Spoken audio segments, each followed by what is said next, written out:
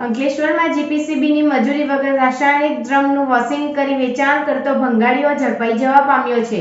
Bharuch SOG પોલીસે ચોક્કસ માહિતીના આધારે તાપી હોટલ નજીક ગુલશન બેરલ નામના ભંગાર ગોડાઉનમાં 1500 બેરલ મળી આવ્યા હતા। ભરૂચ એસઓજી પોલીસની ટીમ અંકલેશ્વર વિસ્તારમાં પેટ્રોલિંગમાં હતી। તે દરમિયાન ચોક્કસ માહિતીના આધારે તાપી હોટલ નજીક ગુલશન બેરલ નામના પ્લાસ્ટિક ભંગારના ગોડાઉનમાં સર્ચ ઓપરેશન શરૂ કર્યું હતું, જ્યાં રાસાયણિક બેરલની સફાઈ કરવામાં આવી રહી હતી તેમજ 1500 જેટલા અંદાજિત બેરલ મળી આવ્યા હતા। પોલીસે ગોડાઉન સંચાલક મોહમ્મદ આમિર ચૌધરી પાસે બેરલ ધોવા અને વેચવા અંગે જરૂરી સમક્ષ અધિકારીની પરવાનગી લેટર માંગતા તેને ગલ્લા તલ્લા કરી ઉડાઉ જવાબ આપતા આ અંગે જીપીસીબીને એસઓજી પોલીસે જાણ કરી હતી।